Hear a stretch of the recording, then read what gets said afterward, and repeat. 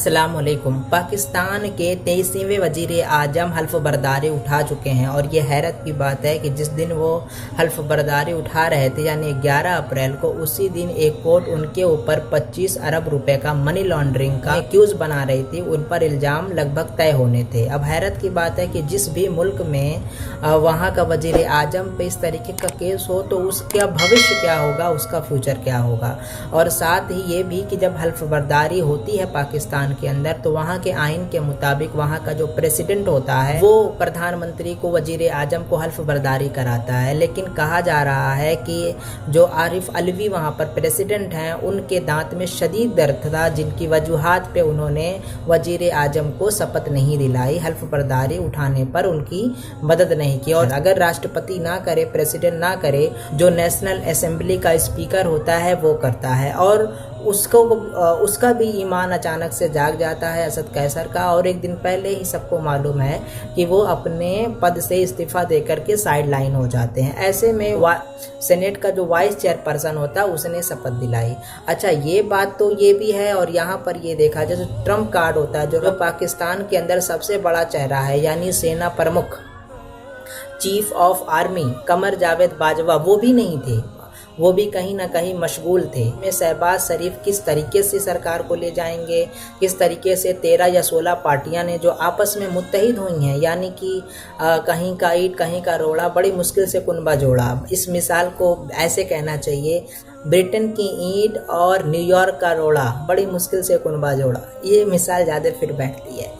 तो अब कह लिया जाए कि शहबाज शरीफ के लिए राहें बहुत मुश्किल हैं, बड़ी मुश्किल से 11वें दिन 10वें दिन जा करके जो पीडीएम है, जो उसमें 13 या 16 पार्टियां हैं, उन लोगों ने अपने अपने मिनिस्टर को हल्फ बर्दारी कराई है। यानी अब जा करके एक पूरी मुकम्मल वहां पर बन चुकी है सरकार। शहबाज शरीफ पीपीपी वालों के साथ कंधे से कंधा मिला करके चल रहे हैं, जिनको कभी कहा करते थे कि इनका पेट चीर करके इनके अंदर जो इन्होंने कौम का पैसा खाया उसे निकालना है। और ये भी कहते थे कि अगर मैंने जरदारी को माफ़ किया तो मुझे अल्लाह ताला कभी माफ़ नहीं करेगा। और बिलावल भुट्टो उन्हें गले लगा रहे हैं। अभी 10 साल पहले जब इलेक्शन हुए थे तो उनकी मां को लेकर के किस तरीके से अजीबोगरीब और फौहश पोस्टर चिपकाए गए थे, अब बिलावल भुट्टो उनके साथ चलने को तैयार हो गए हैं।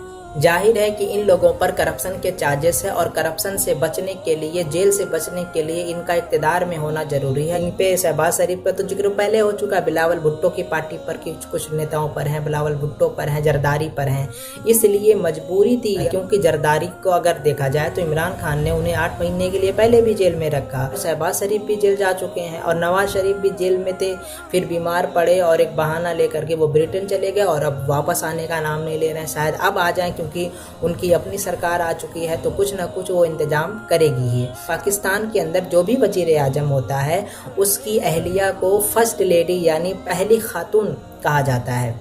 अब सवाल ये है कि शहबाज शरीफ की 2 या 3 शादियां हुई हैं। अब ये है कि पहली खातून किसे कहा जाए, पता ही नहीं। तो खैर ये तो एक कॉमेडियन फैक्ट था। अब आगे बात करते हैं। सरकार जाने के बाद इमरान खान ने ट्विटर पर एक ट्वीट किया कि शाम में सब लोग जो है इस मुल्क को बचाने के लिए निकले, क्योंकि मुल्क के ऊपर बाहरी ताकतें हुकूमत करने लगी हैं और उनकी वजह से ही मेरी सरकार गिरी है। अच्छा, अब यहाँ पर यह है कि उनके फ़कत ऐलान की वजह से BBC, रॉयटर्स और जो भी तो पाकिस्तानी लोकल सहाफ़ी हैं उनकी रिपोर्ट करी जाए, पढ़ी जाए, तो उन्होंने कहा है कि 1 करोड़ पाकिस्तानी लोग अपने घरों से निकले। और जैसा कि हम लोगों ने भी देखा कि बहुत बड़ी आबादी में निकले थे। तो अब सवाल ये है कि इसके आगे क्या होगा।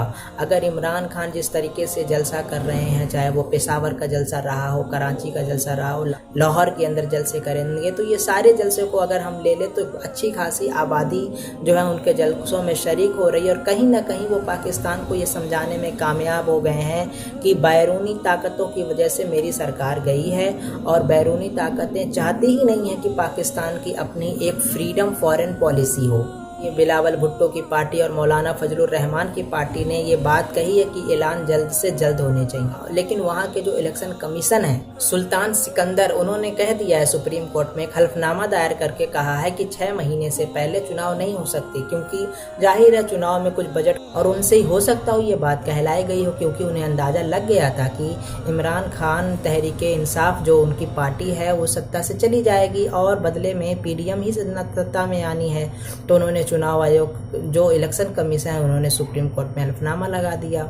अच्छा, वहाँ का इलाज क्या है? तो वहाँ का इलाज है कि इमीडिएट इलेक्शन, अगर इमीडिएट इलेक्शन यानी तुरंत चुनाव वहाँ पे इलेक्शन नहीं कराए जाते, इंतखाबात नहीं कराए जाते हैं, तो पाकिस्तान में जो पीडीएम है वहाँ की जो पार्टियां हैं लूट घसोट तो मचाएंगी ही और एक दूसरे को वो देखना पसंद नहीं करती, वो तो मतलब के नाते आज एक दूसरे के साथ आई हुई हैं। तो इसमें जो है सिर्फ पाकिस्तान का नुकसान है और कहीं ना कहीं इलेक्शन जितने लेट होंगे इमरान खान को उतनी ज़्यादा तशहीर करने का मौका मिलेगा और पीडीएम को नुकसान होगा। ये शहबाज शरीफ और मौलाना फजलुर रहमान, बिलावल भुट्टो और जितनी भी लोकल एमक्यूएम पार्टियां हैं उन सबको समझना चाहिए।